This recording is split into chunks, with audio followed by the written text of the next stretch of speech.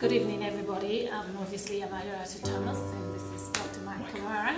Thank you all for coming and being part of this fight against Ebola.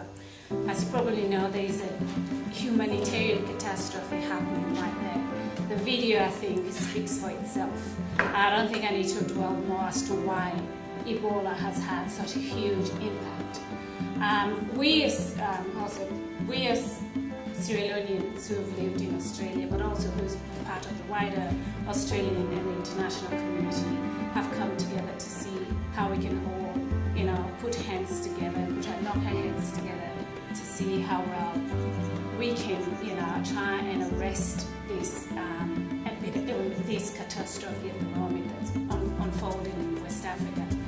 I'll just give you a brief introduction into the healthcare system in Sierra Leone. As the previous speaker has already highlighted the health infrastructure, and she commented on the ratio of doctors to nurses, to the population. We used to have, before Ebola, we used to have 135 doctors, one doctor to 100,000 people. And Ebola has already taken 5 of them away, including Dr. Marcano, she'll forget that, who is actually an infectious disease specialist. So you can imagine, and also there are about 80 nurses that have also died because of Ebola. This is actually reflective of what's happening in Guinea and in Sierra Leone. As the video that was shown previously highlighted the fact that there is no proper or adequate facility to start with. The healthcare infrastructure has been fragile for a long time in normal circumstances.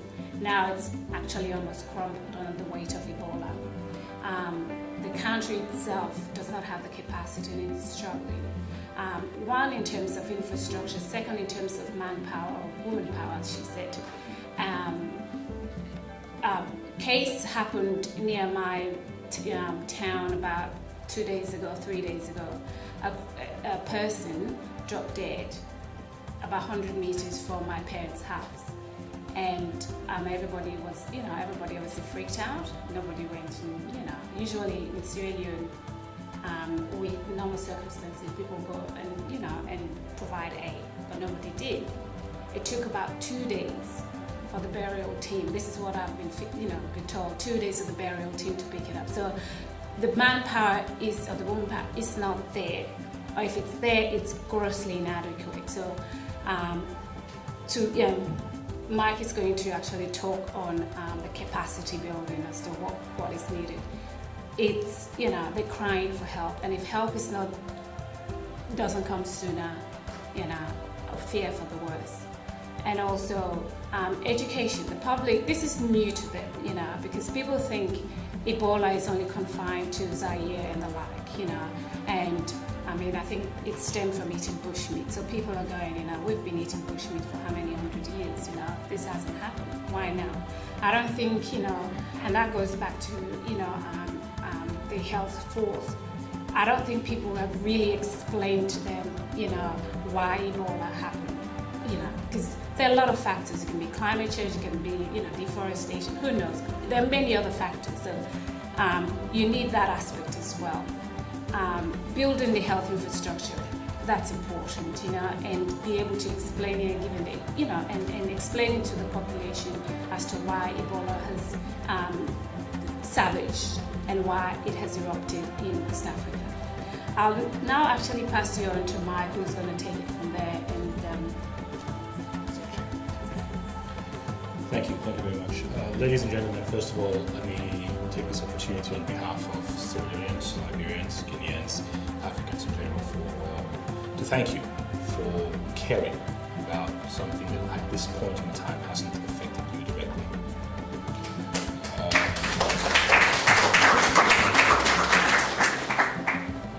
It's a tradition at UNSW to teach us leadership, and this is what we're doing.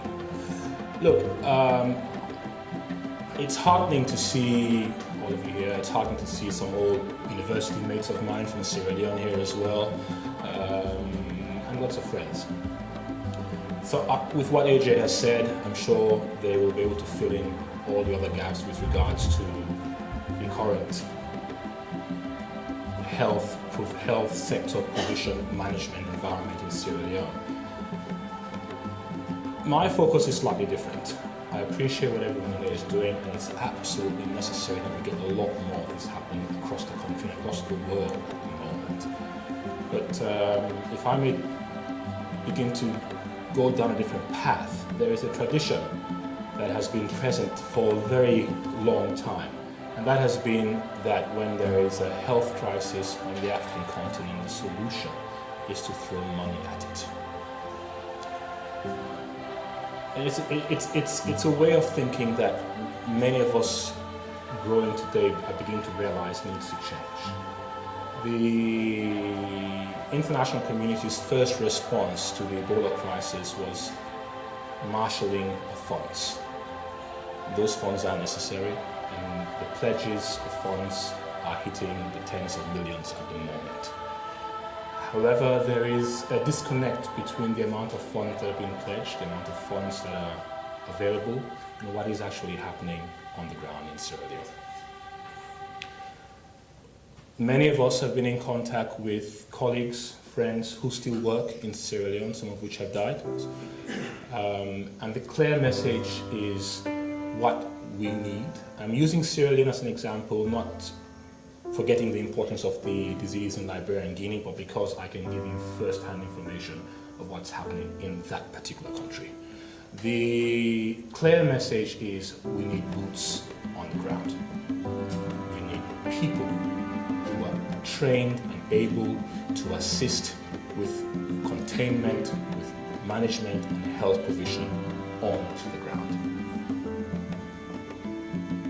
As AJ alluded, the health infrastructure to start off with was inadequate. At the moment, there is a very disorganized, unfocused response to the Ebola crisis in Sierra Leone. There are lots of players, there is very little leadership. You have a lot of international bodies, you have a lot of international governments who have come in to play a role in addressing the crisis. However, what is unclear is how all these resources are being coordinated to control the virus. The way we can make a significant difference, or one of the ways we can make a significant difference, is providing that kind of leadership. In recent weeks or in recent days, the discussion on the airways has been, do we deploy Australian personnel to Sierra Leone, Liberia and Guinea? We have had conversations with the Australian Medical Association and other important groups about this. And do we allow people who would like to put their hands up to volunteer to go if we don't have state teams or government teams that want to go down there? And if that's the case, how do we allow for these brave people to keep their jobs back here in Australia, to get the proper training for deployment, etc., etc., etc.? Whatever means we may use to address the crisis, the message that's coming from Sierra Leone, the message that is coming out of West Africa, is that we need people who can deal with this. A lot of information has gone out about the building of healthcare facilities on the ground. In fact, at this stage, none of these healthcare facilities are up and running. To put to use the Freetown, Kerrytown 90, what was initially meant to be a 92-bed, I think has been scaled back down now, state-of-the-art facility to care for health workers that may be on the ground. We've just started laying the foundations for the new ones. So to cut a long story short, what we are asking, those of us, there are a few members and people in the audience here who are members of the Sierra Leonean Ebola Action Group. We are at the moment in the process of consolidating our efforts with Ebola Action Groups from Liberia and from Guinea. We're also in the process of organizing African communities in New South Wales and in Sierra Leone to come together and to begin to speak with one voice as to what is needed. You can help by writing to your local MP. You can help by speaking to your local MP. You can help by talking to anyone who has the ability to influence the change in the structure of leadership on the ground. I cannot stress this more. From a Ministry of Health perspective, there is a vacuum.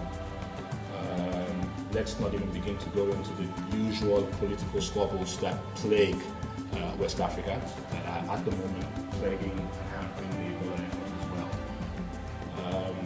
But funds are also important. And to end, again, I want to thank you once again for the effort. I want to encourage you to continue with this effort. I want to commend you on actually beginning to think about this. But our message is clear. We need leadership on the ground. We need boots on the ground, and we believe that this country has a unique perspective, a unique role to play in that particular arena. We have the training, we have the personnel, we can provide the training for those personnel should they be needed. As I understand it, as of this morning, in certain discussions, the United States and the UK have made that request of Australia formally to supply OSMAC teams once they are brought up to speed with dealing with the Ebola crisis. That's what we're looking for. That's what we need above everything else. Thank you very much.